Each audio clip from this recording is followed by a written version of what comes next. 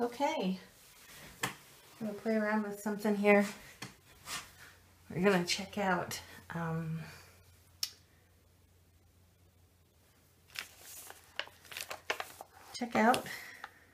making a journal page from Amy Ray's free download. This little bird I thought was adorable. So I was going to try a couple different things. So we're just experimenting here. First thing I did was I grabbed some tracing paper. So I'm just going to put the tracing paper down. This is like old-fashioned tracing paper. And just going to set it on the page. Just put this over the top of it, kind of guess where I want it on the page. I'm not going to stick it straight in the middle. I think I'm going to try to have it over to the side. Just have it up like this, and then you can take anything you have that's got a point and just try not to push anywhere else on the page because it'll smudge, and just sort of keep it in one place and copy over. It's not going to be perfect, but it's going to look all hand-drawn sort of effects. I don't know if I'm pushing hard enough or not. I'm going to pull it up here in a second and check.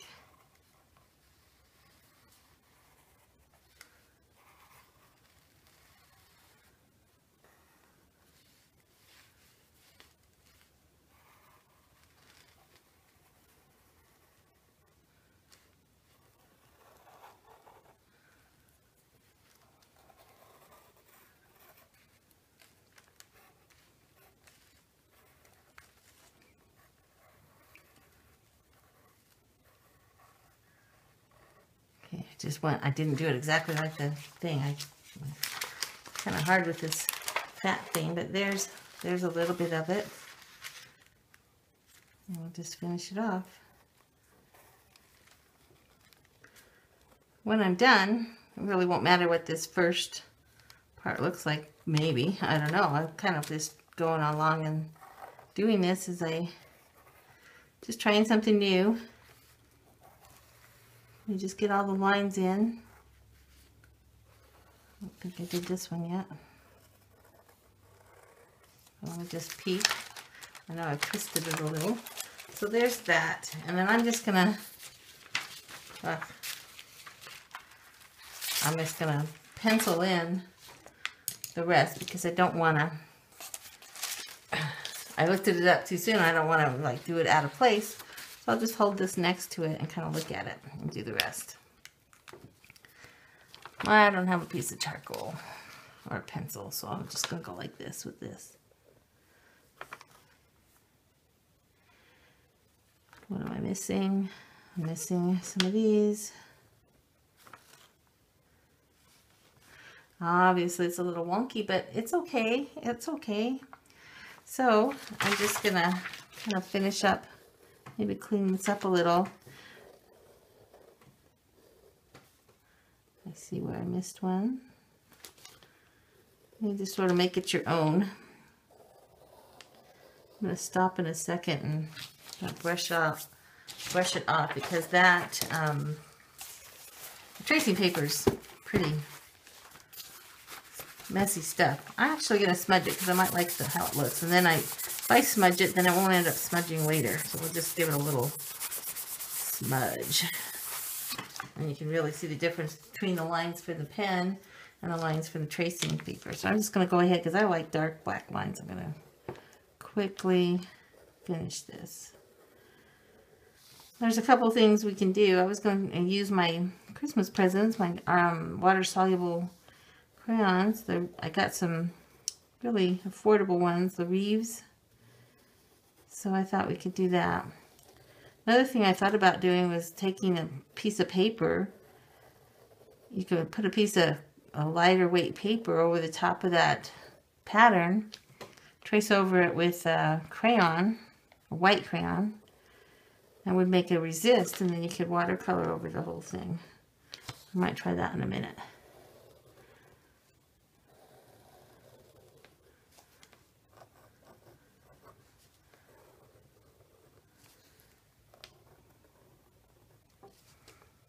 Okay, good enough. Yeah. So I'm just going to fill it in a little with my watercolors. I kind of wanted it to be blue in the sky. I don't like that blue. Looks more like gray. I'm going to make this pretty bright. And I'm going to go ahead and like fill in behind the bird everywhere. Now because this is watercolor crayons, I'm not going to fill in every single space because I'm going to wet this and spread the paint around, and it's going to look more like a watercolor than anything. I want to have enough down that it gives me enough pigment.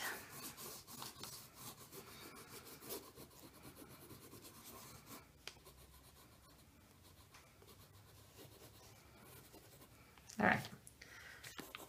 We'll just kind of play with that, see how that looks. We'll start with that. My water brush. You're probably wondering why I have a sock on my arm, but this is a sock that I just cut the top off and folded it on my arm, and it's a way to keep my hands free. I'm trying to bend this and get the water out. It's getting low. Keeps the paper towel, the sock, whatever you have to kind of rub your brush on. Just going to kind of like go over the black lines at this point, see how that looks.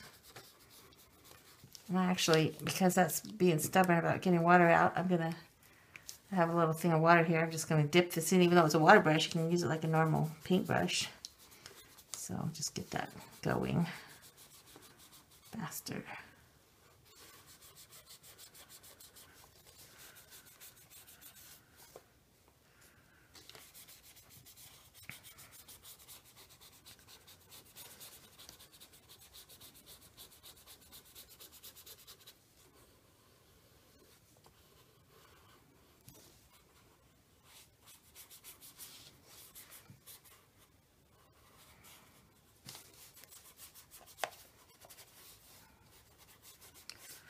Almost done.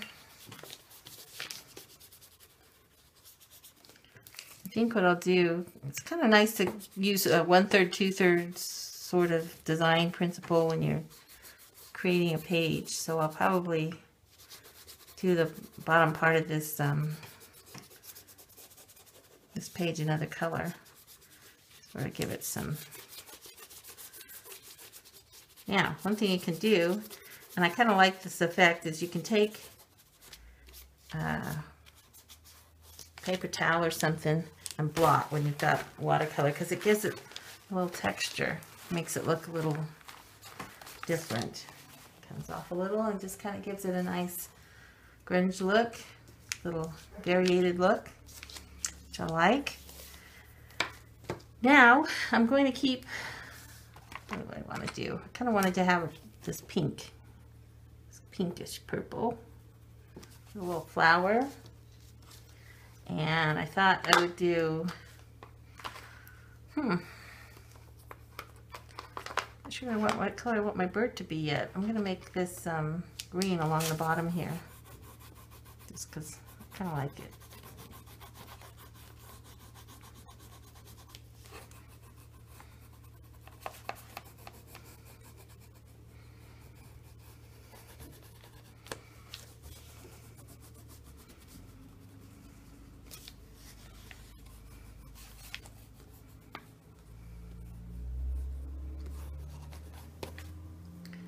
Alright, stop for a second and get that wet. Has a little blue in there. Guess I should have wiped that off, but that's okay. That's the thing about it. It doesn't have to be perfect.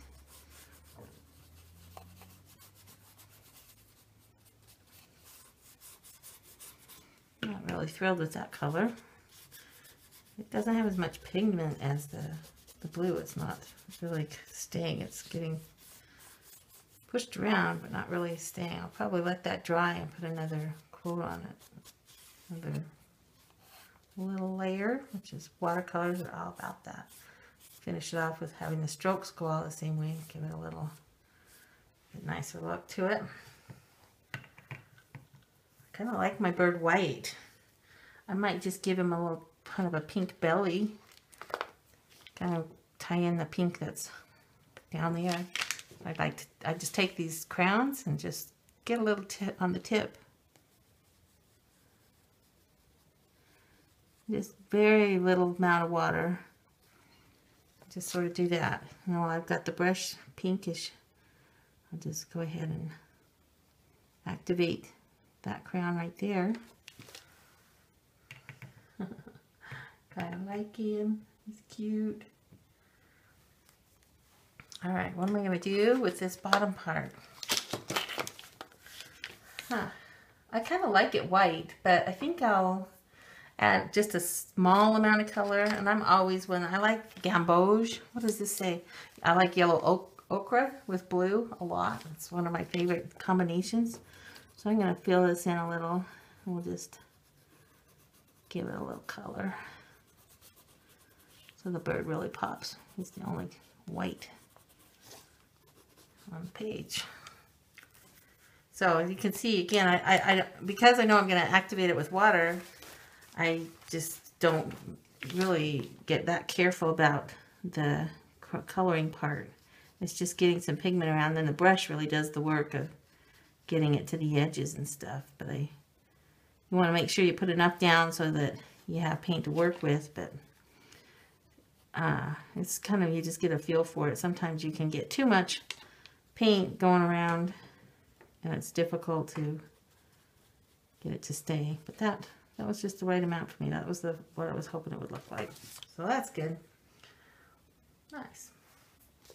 When I look at my screen, it doesn't even look, this is white in real life and it looks beige almost, and this doesn't look green at all. This looks brown too, so I'm going to put a little bit darker. I want a little more green in there for some reason.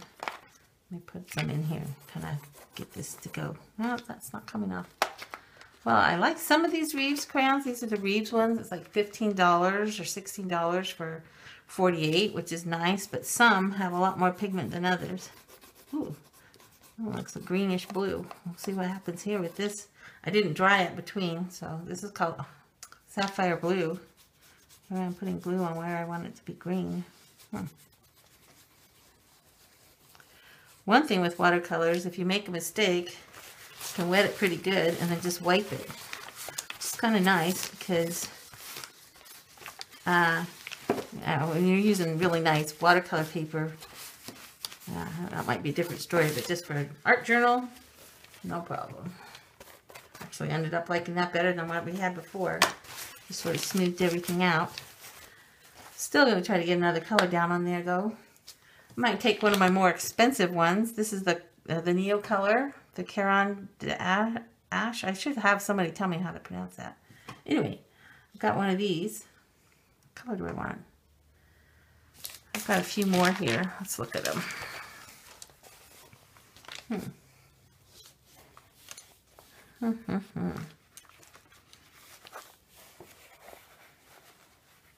don't want to get too close to the blue. My goodness. Here's a brownish one. I'm just going to put that down. Brownish gray.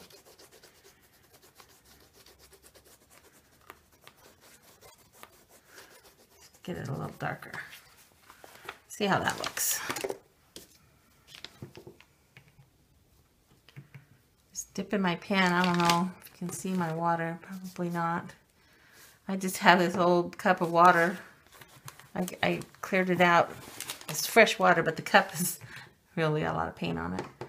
One thing I will caution everybody, I mean, most of you may know this already, but if you're using, you want to keep watercolor brushes that you might own separate from anything that's acrylic, because watercolor brushes are, you know, they're really absorbent and they're really made to hold a lot of water when you're watercoloring.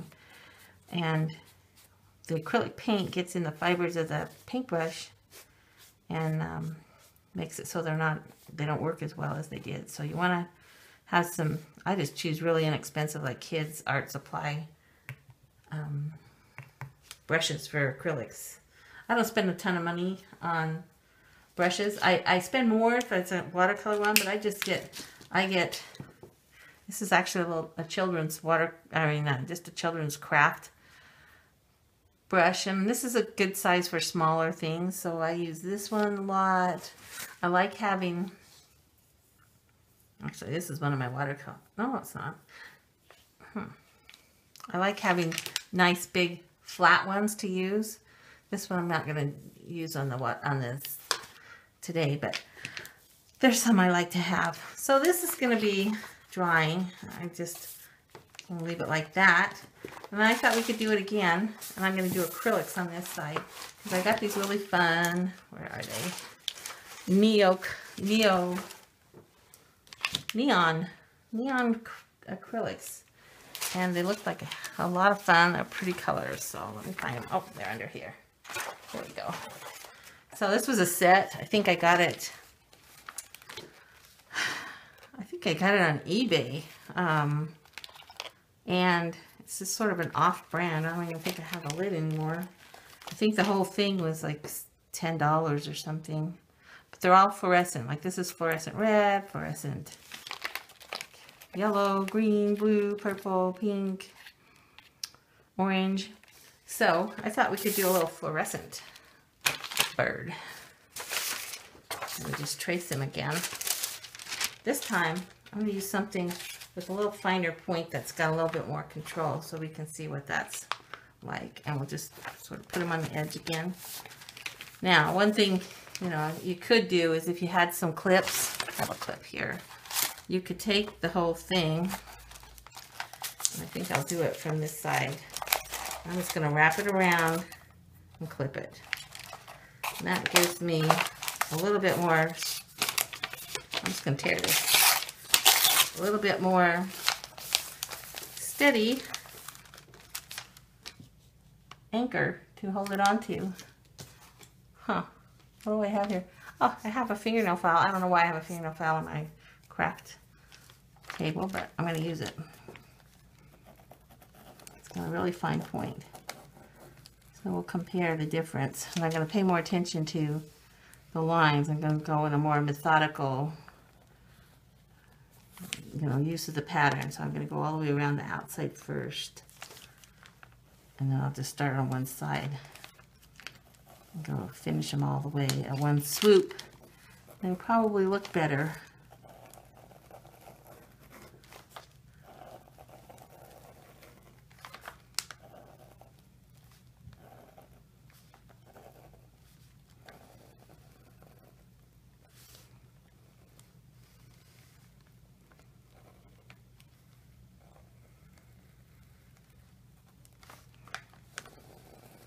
Almost done.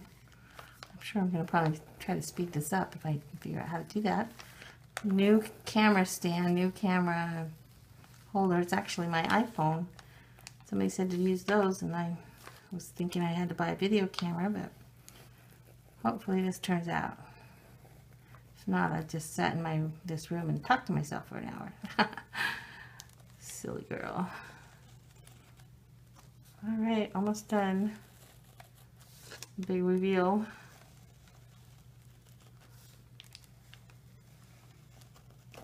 I love it because really it doesn't matter, it's just getting down a shape.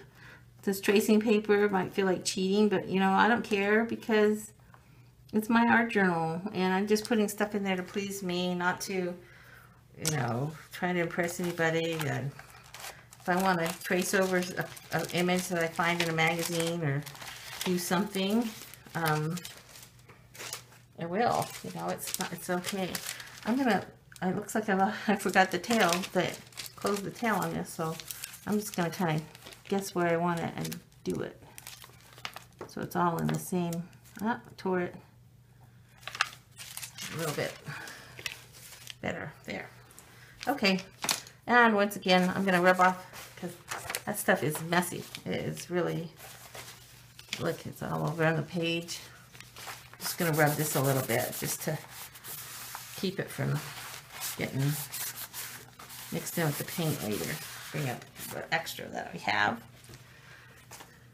Now, when I use acrylics, a lot of times I use like I'll use a paper plate or a plastic plate or something, and I'll just pour or squeeze a little bit on the plate.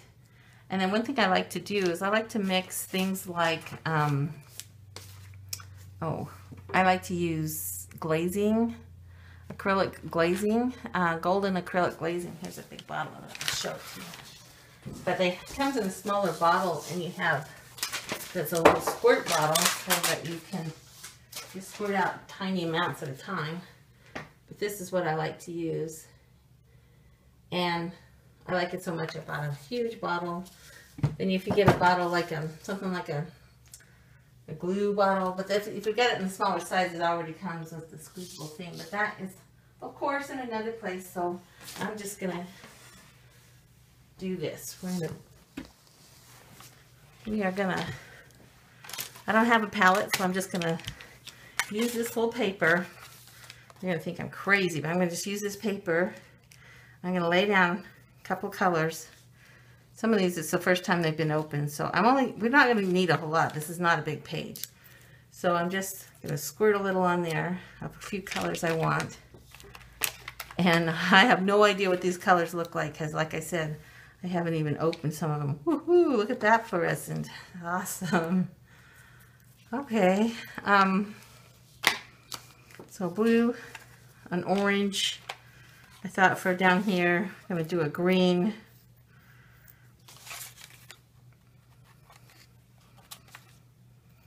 The reason I like the glazing is because it actually makes the paint sheer. And a lot of times when you buy craft paint, it's thicker or it's more opaque because they just don't put as much pigment in it, and it's like got a lot of white.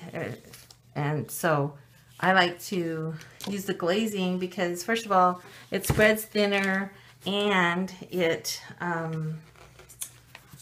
makes it more translucent, which I kind of like. Ooh, if I can get this open. Holy cow. There we go. All right. And I want one more color. Green. No, I have green. What do I want? A pink. Let's do a pink. Gotta have a pink.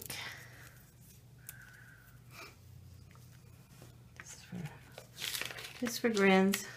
Tiny amounts. Just tiny. So I'm going to use this little brush, and I'm going to, what do I have that I can use? I'm just going to, this is pretty liquid. You'll see when I pour this down. I'm just going to pour it on my table on this little card. It's a little round thing so I can mix it. All right, so put the lid back on. Okay, now I'm going to start. What do I want to start with? This will be my little palette, so I can just take some of that glazing thing and mix it with the paint, and just sort of make it so it's a lot thinner, and we'll use it. Pick some of that up. So it's just a little bit. All right, so then I'm just going to kind of go along the bottom here. So now you can see it's almost see-through, which is, I kind of like that in paints. I just really like sheer when I'm painting. I guess I could pull out that tube and show you what it looks like without the glazing. I'll save that for another day. We can do a little video on glazing material. So this could be funny. This one right next to each other, one in neon and the other one's in kind of muted colors. But so see how that really makes your paint go far. Look at all this extra paint I have. Oh my gosh. Battery's running low. So anyway, just take the water and make sure you kind of get that color out of there. Just rinse it and wipe off your brush. I'm going to just mix a little of this pink with the glazing, and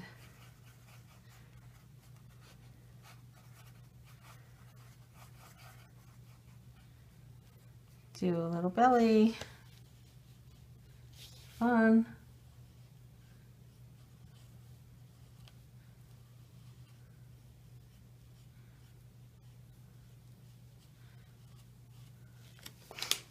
I might do the flower here while I'm at it.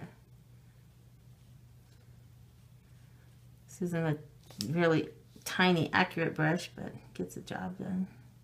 It's okay. You can see that's pretty sheer. I'm trying to get a little more color.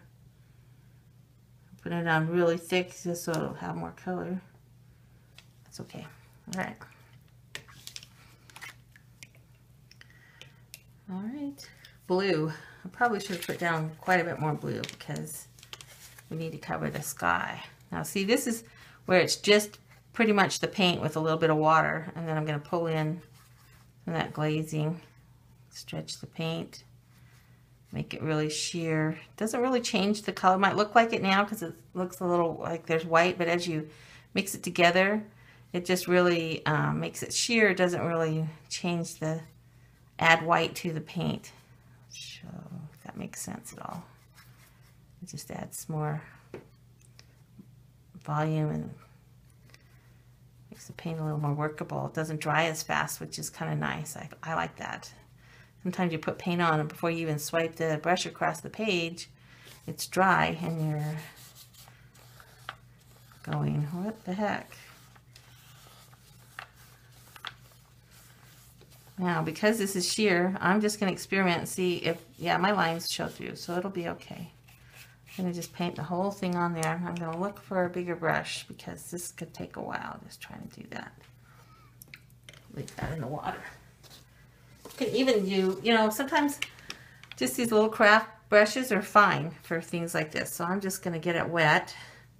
Kind of squeeze a little bit of the water, or a lot of the water out. Just get it wet. And then we'll really lay this paint down fast. So it soaks up quite a lot and it just goes on fast. Now, one thing you can do, you guys probably all know this, to protect your page, a wax paper or something. I'm just gonna, I don't have any wax paper right here, so I'm just gonna put this in there. Try to save my sort of bent. I'm gonna try to save the page from mixing the colors too much. It helps you protect. In fact, I'll just hold it while I do this side. Get that out of the way. There we go. Kind of silly, but that works pretty good. Another thing I like to do, just so my pages don't flop around while I'm trying to work on them, is I'll do the metal clips just to hold it down. Give my hands free. I just went right over that pink. Okay, that is too not accurate, this brush. Let's just finish. Oh, I put some more water in it, really. See how it looks like watercolor now? It's awesome. Takes the streaks out. I'm just going to finish doing this. My poor bird's getting blue.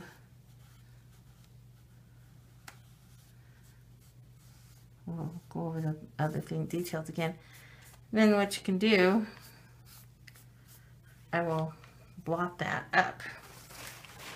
Watch how it kind of changes. It gives you a texture pattern. It's kind of fun. Yeah. Don't like what's going on there. Wipe it up. Okay. There's that. But now my bird, this is going to be a pink and an orange bird. I'm going to add some of this orange paint to the top. We'll see. It'll be from the tropics or something. So here is my orange now I'm mixing. Trying to use that without mixing those colors too much. Ooh, the blue's dripping on my hand.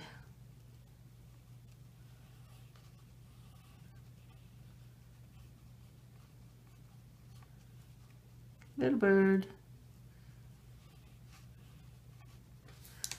And go back in. I think I want to go back in and actually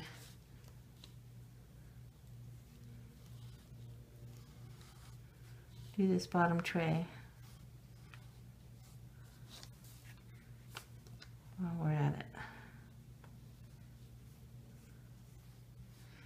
Now, this doesn't look anything like Amy's cute books and her cute doodles, but it gave me a place to start with my journal page. And then when I let it dry, I'm going to add a quote to it. I found a quote I like, and I will add that to it. And it just kind of gives you a place to start when you're doing your journal.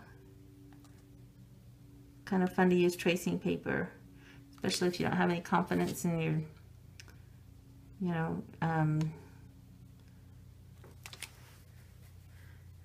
drawing a bird maybe might not be your thing.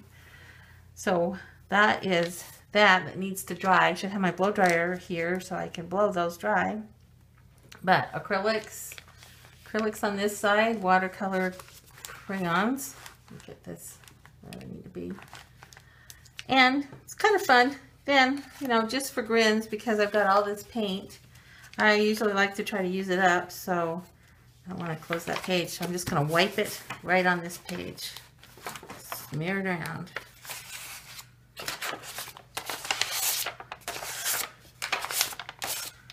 And